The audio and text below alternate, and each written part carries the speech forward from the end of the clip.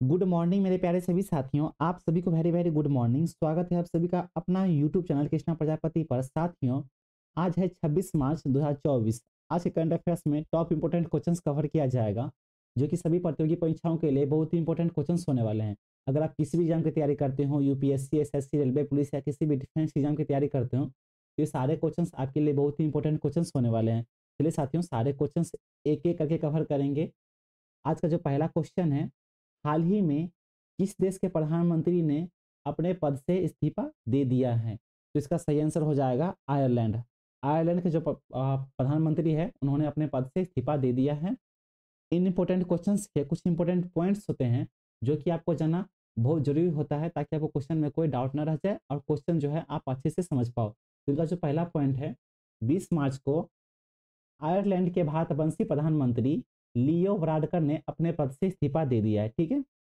इनका अगला पॉइंट है, वो आयरलैंड के पहले गे पीएम भी हैं। तो पहले गे पीएम लियो वराडकर हैं। ठीक है, उन्होंने ही अपने पद से इस्तीफा दे दिया है। अगला पॉइंट है, 2017 में 38 साल की उम्र में वह पहली बार प्रधानमंत्री बने थे। ठीक है। लियो का जन्म जो है 18 जनवरी 1979 को आयरलैंड की राजधानी डबलिन में हुआ था। ठीक है। तो लियो वराडकर का जो जन्म है 18 जनवरी 1979 को हुआ था। ठीक है। कहाँ पे हुआ था? तो आयरलैंड की राजधानी है, याद रखेंगे, डबलिन, वहीं पे इनका जन्म हुआ था। ठीक है। चलिए आप इतना याद रखिए। अगला क्वेश्चन देखेंगे, हाल ही में ब्रिटेन के प्रथम अश्वेत नेता कौन बने? तो ब्रिटेन के प्रथम अश्वेत नेता जो हैं वॉन गेथिंग बने हैं। ठीक है, वॉन गेथिंग उसका नाम, उनका नाम है। वही प्रथम अश्वेत नेता बने हैं ब्रिटेन के। ब्रिटेन के प्रधानमंत्री कौन है? तो ब्रिटेन के प्रधानमंत्री ऋषि सुनक जी है। ठीक है। इनके भी कुछ इंपॉर्टेंट पॉइंट है, वो आप जान लीजिए। 20 मार्च को गेथिंग की रूलिंग पार्टी यानी लेबर पार्टी के नेता वान गेथिंग को प्रथम मंत्री चुना गया। ठीक है। वान गेथिंग कोविड-19 महामारी के दौरान वेल्स के स्वास्थ्य मंत्री थे। ठीक है। तो वेल्स के स्वास्थ्य मंत्री जो थे, ये गेथिंग ही थे। ठीक है। ब्रिटेन के प्रधानमंत्री कौन है? तो ऋषि सुनक है, जो कि मूल रूप से भारतीय है, भारतीय नागरिक है। ठीक है। वो ब्रिटेन में ही रहते हैं, ब्रिटेन के प्रधानमंत्री हैं। ठीक है। अगला पॉइंट है, स्कॉटिश प्रथम मंत्री हमजा यूसुफ है, जिसका जन्म ब्रिटेन में एक पाकिस्तानी परिवार में हुआ है। ठीक है। स्कॉटिश प्रथम जो है मंत्री हमजा यूसुफ है, इनका जन्म जो है ब्रिटेन के एक पाकिस्तानी परिवार में हुआ था। ठीक है। चलिए अगला क्वेश्चन देखेंगे, हाल ही में रूस में भारत के नए एम्बेसडर के लिए किसे नियुक्त किया गया? ठीक है। तो भारत के नए एम्बेसडर के लिए किसे नियुक्त किया गया? रूस में, हर देश में हमारे एम्बेसडर बैठे हैं, तो रूस में अभी नया नियुक्त किया गया है, उनका नाम है विनय कुमार। ठीक है। इसका सही आंसर 4 हो जाएगा। इनके भी इंपॉर्टेंट पॉइंट है, वो आप जान लीजिए। पहला पॉइंट है, 19 मार्च को विदेश मंत्रालय ने विनय कुमार को रूस में भारत के अगले एम्बेसडर नियुक्त करने की घोषणा की है, यानी कि अभी भी वहां पे दूसरे व्यक्ति बैठे हैं और अगला जो है विनय कुमार जी होंगे। विनय कुमार अभी जो है म्यांमार में भारतीय राजदूत हैं। ठीक है। तो अभी जो है भारतीय राजदूत म्यांमार में स्थित है, लेकिन अभी नए एम्बेसडर होने वाले हैं रूस के। ठीक है। विनय को 2021 में म्यांमार में भारत के एम्बेसडर के रूप में नियुक्त किया गया था। अगला पॉइंट है, वे 2018 से 2020 तक अफगानिस्तान में भारत के राजदूत के रूप में काम कर चुके हैं। अभी जो है म्यांमार में हैं और पहले अफगानिस्तान में थे। ठीक है। विनय कुमार जो है 1992 बैच के आईएफएस अधिकारी हैं। ठीक है। चलिए इतना आप याद रखिए। अगला क्वेश्चन देखेंगे, सन 1836 ईस्वी में कलकत्ता पब्लिक लाइब्रेरी की शुरुआत कब हुई थी? तो सन 1836 ईस्वी में कलकत्ता पब्लिक लाइब्रेरी की शुरुआत जो है 21 मार्च को हुई थी। ठीक है। चलिए इनके भी कुछ इंपॉर्टेंट पॉइंट है, वो आप जान लीजिए। ये दक्षिण एशिया की पहली मॉडर्न पब्लिक लाइब्रेरी है। ठीक है। तो दक्षिण एशिया की आप याद रखेंगे, अगर पूछा जाए कि दक्षिण एशिया की पहली मॉडर्न लाइब्रेरी कौन सी है, तो कलकत्ता पब्लिक लाइब्रेरी है। इनका नाम जो है नेशनल लाइब्रेरी के नाम से जाना जाता है। ठीक है। कलकत्ता पब्लिक लाइब्रेरी की जो नाम है नेशनल लाइब्रेरी के नाम से जाना जाता है। ठीक है। इसमें गुजराती, हिंदी, कन्नड़, कश्मीरी, संस्कृत, उर्दू, पंजाबी, उड़िया, सिंधी, तमिल, तेलुगु जैसी कई लैंग्वेजेस की 2 मिलियन से भी अधिक किताबों का कलेक्शन है। यह लाइब्रेरी करीब 30 एकड़ में फैली है। ठीक है। इसमें कौन कौन से है? गुजराती है, हिंदी, कन्नड़, कश्मीरी, संस्कृत, उर्दू, पंजाबी, उड़िया, सिंधी, तमिल, तेलुगु है। ठीक है। और भी बहुत सारे हैं लैंग्वेजेस, और यह 30 एकड़ में फैली है। ठीक है। किस नाम से जाना जाता है? तो नेशनल लाइब्रेरी के नाम से जाना जाता है। चलिए अगला क्वेश्चन देखेंगे, यूनाइटेड नेशन यानी कि यूएन ने हैप्पीनेस इंडेक्स के अनुसार वर्ल्ड हैप्पीएस्ट कंट्री की लिस्ट में भारत कितने नंबर पर है। तो यूनाइटेड नेशन के अनुसार जो होता है हैप्पीनेस इंडेक्स के अनुसार वर्ल्ड में जो जितने भी कंट्री है 143 उसमें हैप्पीनेस जो कंट्री होती है इसमें भारत जो है 126वें नंबर पे है। ठीक है, जो पाकिस्तान जो है हमसे पहले हैं और पाकिस्तान के बाद हम हैं, यानी कि हम सोचो कितने, हम सोचते हैं कि हम खुश हैं लेकिन अब पाकिस्तान हमसे भी ज़्यादा खुश है। तो इनके भी कुछ इंपॉर्टेंट पॉइंट है वो आप जान लीजिए। 20 मार्च को यानी वर्ल्ड हैप्पीनेस डे के मौके पर यूनाइटेड नेशन ने हैप्पीनेस इंडेक्स की रिपोर्ट जारी की। इस रिपोर्ट के मुताबिक भारत की तुलना में पाकिस्तान ज़्यादा खुशहाल देश है। इसमें भारत 126वें नंबर पे है। ठीक है, और पाकिस्तान जो है कितने नंबर पे है, तो यूएन के रिपोर्ट के अनुसार इस रिपोर्ट में पाकिस्तान 108वां नंबर पे है। ठीक है, और हम जो है 126वें नंबर पे हैं। इस लिस्ट में जो है अफगानिस्तान आखिरी पायदान पर है जो कि 143वीं रैंक पर है। ठीक है, फिनलैंड जो है दुनिया के सबसे खुशहाल देशों की सूची में लगातार 7वीं बार पहला स्थान हासिल किया है। तो फिनलैंड जो है सबसे खुशहाल देश है जो कि 7 बार वो लगातार खुशहाली रहे हैं। ठीक है, चलिए यूएन की रिपोर्ट के अनुसार आप आंकड़ा के अनुसार से भी देख सकते हैं जिसमें टॉप 10 देश हैं। पहले जो है फिनलैंड है, दूसरे डेनमार्क है, तीसरे आइसलैंड है, चौथे स्वीडन है, पांचवें इजराइल है, छठे नीदरलैंड है, सातवें नॉर्वे है, आठवें लग्जमबर्ग है, नौवें स्विट्जरलैंड है और 10वें ऑस्ट्रेलिया है। ठीक है, टॉप 10 में ये देश है। चलिए हम जो है भारत जो है 126वें नंबर पे है और पाकिस्तान जो है 108वें नंबर पे है। चलिए इतना आप याद रखिए। अगला क्वेश्चन देखेंगे।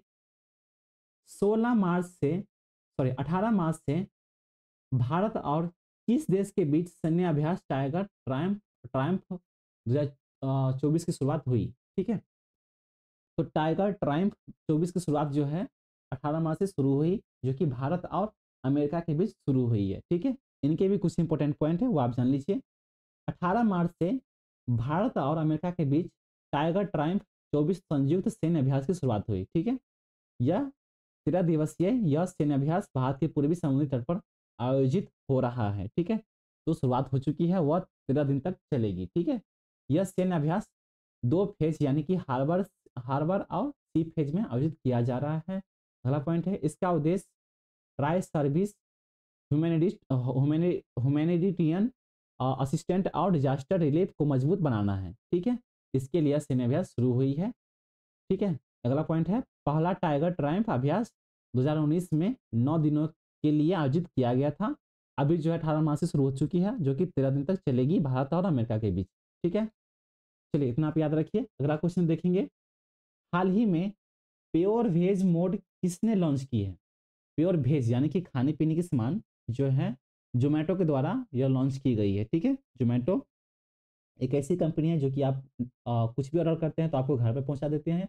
ठीक है, इसमें डोमिनो, स्विगी जो भी है, चाउमिन, ये सारे कंपनी जैसे हैं जो कि फूड डिलीवरी का काम करते हैं, आपको घर पे खाना डिलीवर कर देते हैं। चलिए इनके भी कुछ इंपॉर्टेंट पॉइंट वो आप जान लीजिए। 19 मार्च को फूड डिलीवरी प्लेटफॉर्म जोमेटो ने भारत में 100% वेजिटेरियन डाइट को फॉलो करने वाले कस्टमर्स के लिए प्योर वेज मोड और प्योर वेज प्लेट लॉन्च किया है। ठीक है, ये उन्हीं लोगों के लिए है जो कि प्योर वेज हैं। आप कुछ भी हैं, जोमेटो थोड़ी देखने के लिए आता है कि आप नॉन वेज हैं या वेज है, आप मंगा सकते हैं अच्छा खाना। ठीक है, प्योर वेज मोड में सिर्फ वेजिटेरियन फूड सर्व करने वाले रेस्टोरेंट का ही ऑप्शन मिलेगा। ठीक है, इसमें आपको नॉन वेज वाले नहीं मिलेंगे, सिर्फ इसमें वेज वाले ही मिलेंगे। ठीक है, इस मोड में नॉन वेजिटेरियन आइटम्स ऑफर करने वाले रेस्टोरेंट शामिल नहीं रहेंगे। तो आप बिल्कुल भी निश्चिंत रहे, आपको वहाँ पे नॉन वेज नहीं बनेंगे। इस रेस्टोरेंट में सिर्फ वेज ही मिलेंगे। ठीक है, चलिए अगला क्वेश्चन देखेंगे। हाल ही में रेसलिंग की एडहॉक बॉडी किसने भंग की है। तो रेसलिंग की एडहॉक बॉडी जो है यह आईओए के द्वारा भंग की गई है। क्यों की गई है, तो इनके पॉइंट हो आप जान लीजिए।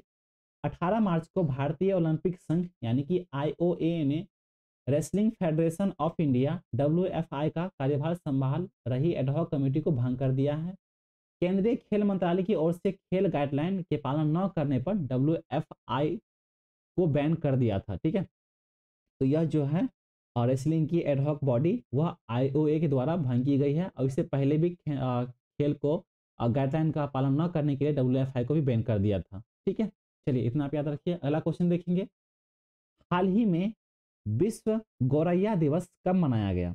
तो हम लोग विश्व गौरैया दिवस हर साल 20 मार्च को मनाते हैं। ठीक है, हर साल यानी कि दुनिया भर में 20 मार्च को विश्व गौरैया दिवस मनाया जाता है। ठीक है, ये इसकी शुरुआत जो है 2010 में गौरैया नाम की चिड़िया को बचाने के लिए पहली बार विश्व गौरैया दिवस मनाया गया था। ठीक है, यह फ्रांस के इकोसिस एक्शन फाउंडेशन के साथ nature for ever society of India की शुरू की गई एक पहल है। ठीक है, तो फ्रांस की इकोसिस एक्शन फाउंडेशन के साथ nature for ever society of India की शुरू की गई एक पहल है, जिसके लिए 2010 में गौरैया की चिड़िया को बचाने के लिए हम लोग हर साल दुनिया भर में विश्व गौरैया दिवस मनाते हैं। ठीक है, 20 मार्च को मनाया जाता है। चलिए इतना आप याद रखिए। अगला क्वेश्चन है, हाल ही में किसके द्वारा राज्यपाल सीपी राधाकृष्णन को नई जिम्मेदारी दी गई है? तो किसके द्वारा बोल रहे हैं, तो किसके द्वारा राज्यपाल सीपी राधाकृष्णन को नई जिम्मेदारी दी गई है, जो कि प्रधानमंत्री नहीं, इसका सही आंसर हो जाएगा राष्ट्रपति। राष्ट्रपति के द्वारा इन्हें ये जिम्मेदारी दी गई है। ठीक है, सही आंसर इसका थर्ड हो जाएगा। इनके भी पॉइंट है वो आप जान लीजिए। राष्ट्रपति द्रौपदी मुर्मू ने झारखंड के राज्यपाल सीपी राधाकृष्णन को तेलंगाना के राज्यपाल और पुडुचेरी के उपराज्यपाल की अतिरिक्त जिम्मेदारी दी है। ठीक है, तो झारखंड के राज्यपाल अभी भी हैं सीपी राधाकृष्णन, उन्हें तेलंगाना के राज्यपाल और पुडुचेरी के उपराज्यपाल के लिए नियुक्त किए हैं। ठीक है, सीपी राधाकृष्णन तेलंगाना पुडुचेरी में नियमित नियुक्तियां होने तक प्रभार संभालेंगे। ठीक है, जब तक वहां पे नियुक्तियां नहीं हो जाती है तब तक वह पदभार संभालेंगे। ठीक है, सीपी राधाकृष्णन का जो जन्म है 4 मई 1957 को तमिलनाडु के तिरुपुर में हुआ था। ठीक है, वे 2023 से झारखंड के 10वें और वर्तमान राज्यपाल हैं।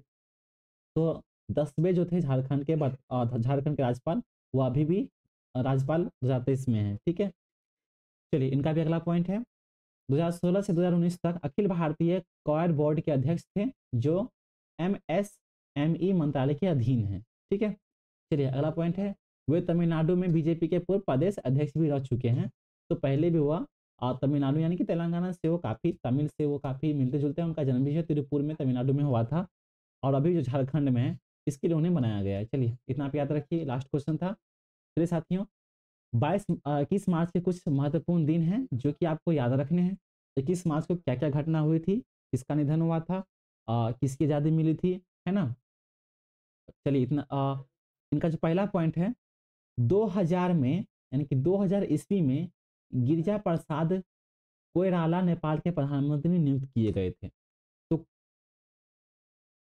कोइराला जो है, गिरिजा प्रसाद कोइराला नेपाल के जो प्रधानमंत्री नियुक्त किए गए थे, वो 2000 ईस्वी में 21 मार्च के दिन नियुक्त किए गए थे। ठीक है, अगला पॉइंट है, 1990 में नामीबिया को साउथ अफ्रीका से आज़ादी मिली थी। ठीक है, तो 1990 में नामीबिया को साउथ अफ्रीका से आज़ादी कब मिली थी, तो 21 मार्च के दिन मिली थी। ठीक है, सारे इंपॉर्टेंट पॉइंट है आपको समझने हैं। साथियों, अगर समझ में नहीं आ रहा है तो आप कमेंट करके हमें बता सकते हैं, हम आपको बहुत हेल्प करेंगे। ठीक है, आप कमेंट बिल्कुल करना बिल्कुल ना भूलिए, है ना। आपको अगर पसंद नहीं भी आती है तो भी आप कमेंट कीजिए, पसंद आती है तो भी आप कमेंट करके, सब्सक्राइब करके, लाइक करके और दूसरे साथियों के साथ भी शेयर करके हमें आप सहयोग कर सकते हैं, है ना। चलिए अगला पॉइंट देखेंगे, 1977 में आज ही के दिन पूर्व प्रधानमंत्री इंदिरा गांधी ने देश में इमरजेंसी हटाने की घोषणा की थी। तो 1977 में आज ही के दिन यानी कि 21 मार्च के दिन पूर्व प्रधानमंत्री इंदिरा गांधी ने देश में इमरजेंसी हटाने की घोषणा की थी। ठीक है, पहले इमरजेंसी लग चुकी थी तो इंदिरा गांधी ने उन्हें हटाने की घोषणा 21 मार्च के दिन की थी। ठीक है, 1971 में भारतीय क्रिकेटर सुनील गावस्कर ने अपना पहला टेस्ट शतक लगाया था। अगर पूछा जाए, आप क्रिकेट से ताल्लुक रखते हैं, अभी IPL भी चल रही है, तो अगर पूछा जाए कि सुनील गावस्कर जो है पहला टेस्ट शतक कब लगाया था, तो 1971 ईस्वी में 21 मार्च के दिन लगाया था। ठीक है, चलिए अगला पॉइंट है, 1952 में हिंदी साहित्यकार केशव प्रसाद मिश्र का निधन हुआ था। तो हिंदी के जो साहित्यकार थे केशव प्रसाद मिश्र, उनका निधन जो है 21 मार्च 1952 को हुआ था। ठीक है, उसी तरह 1937 में महान भारतीय हॉकी खिलाड़ी मोहम्मद जाफर का जन्म हुआ था। आप नाम सुने होंगे, भारतीय हॉकी खिलाड़ी हैं मोहम्मद जाफर, जिनका जो जन्म है 21 मार्च 1937 को हुआ था। ठीक है। 1887 ईस्वी में मुंबई में प्रार्थना समाज की स्थापना हुई थी। तो प्रार्थना समाज जो है उनकी स्थापना 21 मार्च 1887 ईस्वी में हुई थी। ठीक है। उसी तरह 1804 में नेपोलियन ने फ्रांस की नागरिकता संहिता को अपनाया था। ठीक है। तो 21 मार्च के दिन 1804 में नेपोलियन ने फ्रांस की नागरिकता को नागरिकता संहिता को अपनाया था। ठीक है। जिस तरह से 21 मार्च के महत्वपूर्ण दिन है, उसी तरह से 20 मार्च के भी कुछ महत्वपूर्ण दिन हैं जो कि आपको याद रखने हैं। सारे इंपॉर्टेंट डे हैं, आपको याद रखने ही रखने हैं। आप किसी भी एग्जाम की तैयारी करते हो, यूपीएससी, एससी, रेलवे, पुलिस या किसी भी डिफेंस एग्जाम की तैयारी करते हो, तो सारे इंपॉर्टेंट पॉइंट्स साथियों ये आपको याद रखने ही रखने हैं। एग्जाम में आपका एक भी पॉइंट मिस नहीं होना चाहिए। आपका एक पॉइंट बहुत मायने रखता है आपके नंबर्स के लिए, आपके कट ऑफ के लिए, है ना।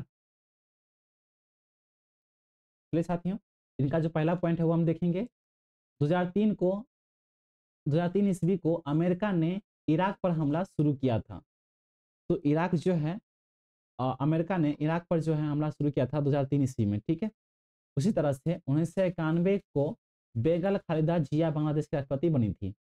तो बेगल खालिदा जो है बांग्लादेश की राष्ट्रपति 1991 ईस्वी में 20 मार्च के दिन बनाई गई थी। ठीक है। उसी तरह 1982 को फ्रांस ने परमाणु परीक्षण किया था। तो परमाणु बम जो है उनको जो फ्रांस जो परीक्षण किया था वह 21 मार्च को 1982 को ही किया था। ठीक है। चलिए अगला पॉइंट है, 1986 को भारतीय गायिका अलका याग्निक का जन्म हुआ था। ठीक है। तो आप बहुत नाम सुने होंगे, कुमार सानू, अलका याग्निक। जो इनका जो जन्म है 1986 ईस्वी को 20 मार्च के दिन हुआ था। ठीक है। चलिए अभी वो जीवित हैं, इनकी मृत्यु नहीं हुई। चलिए अगला पॉइंट देखेंगे। 1956 को सोवियत संघ ने परमाणु परीक्षण किया था। ठीक है।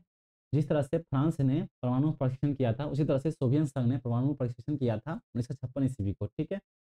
इसी तरह से 1920 को लंदन से साउथ अफ्रीका के बीच पहली उड़ान शुरू की गई थी। तो लंदन से जो है साउथ अफ्रीका की फ्लाइट जो है पहली बार उड़ी थी, वह 1920 ईस्वी में 20 मार्च के दिन उड़ाई गई थी। ठीक है। अगला पॉइंट है, 1916 को अल्बर्ट आइंस्टीन की किताब general theory of relativity publish हुई थी। तो अल्बर्ट आइंस्टीन आप नाम सुने होंगे, बहुत बड़े साइंटिस्ट हैं। हमारे एक दोस्त भी है अल्बर्ट वो इसी तरह से अल्बर्ट आइंस्टीन है जिनका जो किताब था जनरल थ्योरी ऑफ रिलेटिविटी, उसकी जो पब्लिश की गई थी मार्केट में, वह 1916 ईस्वी में 20 मार्च के दिन की गई थी। साथियों आज के लिए इतना ही। साथियों ये वीडियो, ये क्वेश्चंस तैयार करने में, ये वीडियो बनाने में, ये इंपॉर्टेंट पॉइंट्स तैयार करने में पूरे पूरे दिन निकल जाते हैं। साथियों आपके लिए इतनी मेहनत करते हैं हम, तो आपका तो सिर्फ, हम तो कुछ भी नहीं चाहते, सिर्फ एक ही चीज़ चाहते हैं कि आप जितना पढ़ाई में अपने ध्यान लगाते हैं, अच्छे से पढ़िए, अच्छे से तैयारी कीजिए। ठीक है। दूसरे साथियों के साथ भी शेयर कीजिए ताकि वो भी अच्छे से तैयारी कर पाए। ठीक है। अगर आप चैनल पर नए हैं तो चैनल को सब्सक्राइब कर लीजिए, बेल आइकन को हिट कर लीजिए ताकि जितने भी वीडियोज़ आए, सारे वीडियोज़ आपको नोटिफिकेशन के माध्यम से आपको तुरंत प्राप्त हो जाए। ठीक है। चलिए साथियों आज के लिए इतना ही। आपका दिन शुभ हो।